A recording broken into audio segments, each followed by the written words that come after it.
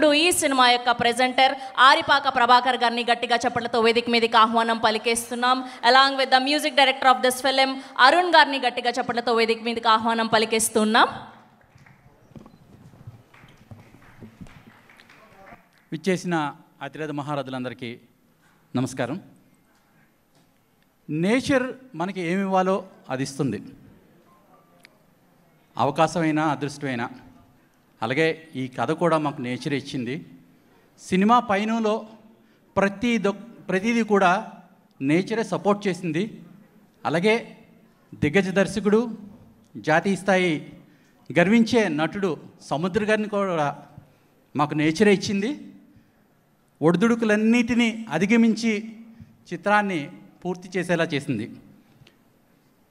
నాన్న కొడుకు కథలు చాలా వచ్చాయి. మరో కథ అవసరమా అనుకునే వాళ్ళకి డెఫినెట్గా ఇలాంటి కథ చూడాల్సిన అవసరం, చూపించాల్సిన బాధ్యత కూడా ఉంది అని నేను చెప్తున్నాను. అమ్మ ప్రేమ ఎప్పుడు కూడా ప్రత్యక్షంగా కనపడుతూ ఉంటుంది.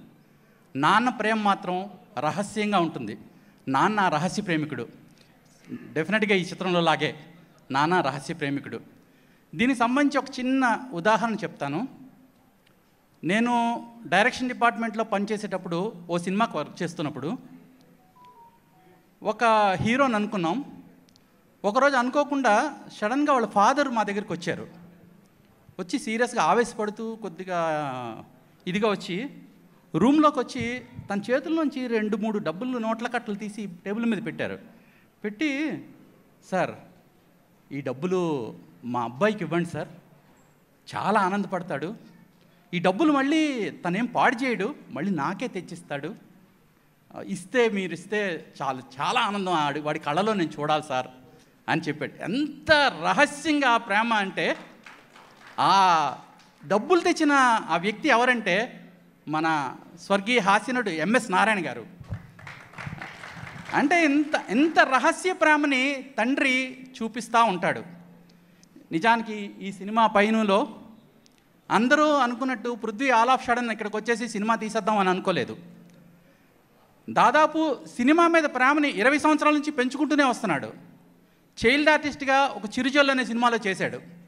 అలా అడపాదడప చిన్న చితక క్యారెక్టర్స్ చేస్తూ, రైటింగ్ సైడ్ రాస్తూ సినిమా తీయాలి అని తన కథ తయారు చేసుకొని ఆ ప్రాసెస్లో మేము ఈ సినిమా స్టార్ట్ చేద్దాం అనుకున్నాం. అది పృథ్వీ డైరెక్షన్లోని ఒక చిన్న బడ్జెట్తో, ఎవరో డబ్బులతో మనం ఎందుకు తీయాలి, మన డబ్బులతో మనం తీసుకుందాం సినిమాని, జనాలకు ఒక మంచి కథను చెప్దాం అని అనుకొని ఈ సినిమా ప్రయాణాన్ని మొదలుపెట్టాం. ఆ క్రమంలోనే మధ్యలో కొన్ని కథలు వినడం జరిగింది. అలాగే ఈ రామం రాఘవం కథ కూడా మా దగ్గరికి వచ్చింది. స్లేట్ పెన్సిల్ స్టోరీస్ అని బ్యానర్ పేరు పెట్టుకున్నాం. ఎందుకంటే మనం పలక మీద దిద్దేవి అక్షరాలు కాదు, మన ఆలోచనలు దిద్దడం ఆ రోజు ప్రారంభిస్తాం మనం. అలాగా అప్పుడు మన ఆలోచన ప్రారంభమైనప్పుడు మన మైండ్ ఎంత ప్యూర్గా ఉంటుందో అలాంటి కథలనే మేము తెరకెక్కించాలనుకున్నాం. అలాగే ఈ రామం రాఘవం కథ మా దగ్గరికి వచ్చింది. మీకు ముందే చెప్పినట్టు నేచర్ ప్రతిదీ మాకు సహకరిస్తూ ఈరోజు ఈ సినిమాని ప్రేక్షకుల ముందుకు 21వ తారీఖుకి తీసుకురావడానికి వచ్చింది. నెక్స్ట్ ఈ సినిమాని మేము చేయటానికి ఒక 2 కారణాలు. అంటే అందరికీ తెలిసిన కారణం మంచి కథని ప్రేక్షకులకి అందించాలన్నది ఒక కారణం అయితే, ఈ కంప్లీట్గా ఒక 2 years జర్నీలో ఎన్నో ఒడిదుడుకులు, ఎన్నో ఆటంకాలు ఎదురయ్యాయి.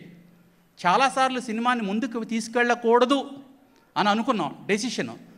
కానీ సినిమాని ఆపకుండా, అంటే నేనే ఎక్కువ అడ్డుపడ్డాను. దానికి కారణం ఏంటంటే, నేను ఒక సినిమాని డైరెక్షన్ చేసిన తర్వాత మా అక్క కొడుకు, మా మేనల్లుడు పృథ్వీ వాళ్ళ అన్నయ్య, మామయ్య నాకు నెక్స్ట్ సినిమాలో ఒక వేషం ఇవ్వు అని అడిగాడు. కరోనా సమయంలో వెళ్ళిపోయాడు, వేషం ఇవ్వలేకపోయాను నేను. ఆ ఎమోషనల్ స్వార్థం కారణంగా ఈ సినిమా మనం తీస్తే, ఇంత మంచి సినిమా మనం తీస్తే వాడి ఫోటో వేయచ్చు అన్న స్వార్థం అవుతూ ఈ ఎమోషనల్ జర్నీలో ఈ సినిమాని మీ అందరికీ ఆకట్టుకుంటుందని మరోసారి మనస్ఫూర్తిగా చెప్తున్నాను. ప్రేక్షకులు విజయం చేయడానికి, అందించడానికి సిద్ధంగా ఉన్నారు. అలాగే 24 క్రాఫ్ట్స్లో భాగమైనటువంటి జర్నలిస్టులు కూడా మా వెనకాల ఉండి ముందస్తు విజయం అందించడానికి రెడీగా ఆశీస్సులు అందజేశారు. వీళ్ళందరికీ మా అభినందనలు, ముందస్తు కృతజ్ఞతలు. జై తెలుగు సినిమా.